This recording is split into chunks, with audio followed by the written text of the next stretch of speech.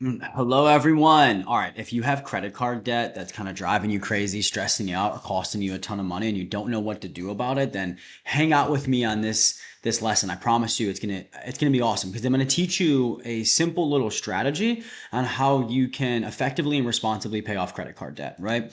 So when it comes to credit card debt, there's two options, right? You either use your own funds to pay it off or you use somebody else's funds or OPM, right? Like taking out a personal loan, using a HELOC, borrowing against your 401k, right?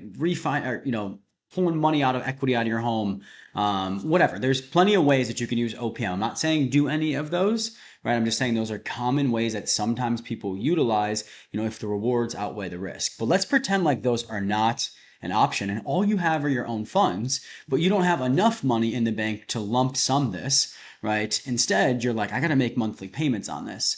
And so if that's your only choice, that's fine. Let's talk about how to do it effectively and responsibly. Number one, if you can stop using the card while it has old interest bearing debt on it, that'd be amazing. Because if you're blending new debt with old debt, what's going to happen is going to make it very confusing on what you're paying off. And it's going to make it very hard to pay off in totality. It's going to feel like you're never really getting ahead. So if you're in the spot where you can stop utilizing this particular card that you're trying to pay off, even if you got to utilize another one, again, not signing off on anything, right? But point being is, or not promoting you to go run up another credit card is what I mean by not signing off on anything. But point being is, we want to try our best to absolutely stop utilizing this credit card that has an interest bearing balance on it so we can pay it off responsibly and effectively. And so let's pretend that we stop utilizing it and it has a $10,000 balance.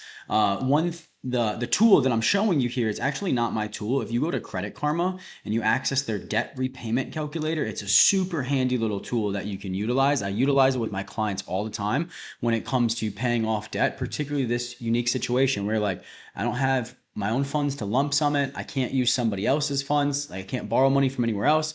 I gotta just chunk this, make a monthly payment until it's paid off. What's my best bet at doing so?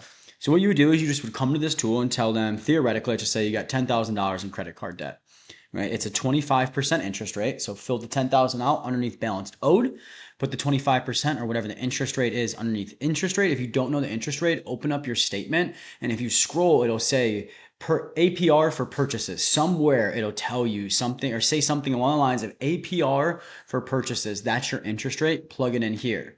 Right now, at this bottom part, right, input only one of the following, right? Because this is where we need to make a decision. This is where you sit down and you ask yourself, is there a number that I want to chunk at this each month that I can afford to throw at this? Or is there amount of months that I want to have it paid off in? Which one would be your preference? Some people would say, well, I can only afford to do 1,000 a month, so let's run with that. Other people would say, like, not as worried about the monthly payment. I just want to get this credit card gone in 12 months. And so let's just say we're the first case scenario where like you say, okay, you care more about the monthly payment and what you can afford. So I'm going to put that $1,000 down here in the expected monthly payment part. Next, I'll hit calculate and look over here to the right. It's going to tell you basically if you do this, what will be the repercussions or what will be the outcome. So $1,000 monthly payment, right? If you're putting that towards the credit card of $10,000, right? It'll actually have you paid off in 12 months. Right. But the thing here is that you always want to be cognizant of the interest. And so you'll pay an additional $1,400 of interest on top of the $10,000 balance. So what this is saying is basically, okay, Justin, if you can afford to throw a $1,000 monthly payment at this $10,000 balance that's accruing 25% interest, you'll have it paid off in 12 months and you'll pay about $1,400 in interest on top of the $10,000. Does that make sense? Well, obviously you can't tell me if it does. If you got any questions, drop it in the comments, right? So that's like, great. Okay. So then you go and you stop using this card as mentioned. You set it up on auto pay for $1,000 a month. And worst case scenario, it'll be paid off in 12 months and $1,400 of interest. Right? Interest isn't terrible on credit cards, especially for the time being while you're trying to get out of it, as long as you're cognizant of it and being responsible with the payoff and managing the interest. This is an example of that, right? And then if you got extra money and if it aligns with your financial goals, you could always throw more at it each month. This is just would be worst case scenario. And in my opinion, not a bad worst case scenario, especially the peace that you'll feel knowing that you have a plan for this credit card debt that you feel responsible about, and it'll stop stressing you out, which is probably the most important part. But let's just say you actually care about the months, right? You're like, dude, not really worried about the monthly payment. I just would love to see this stuff gone by the summer. So, all right, 6 months.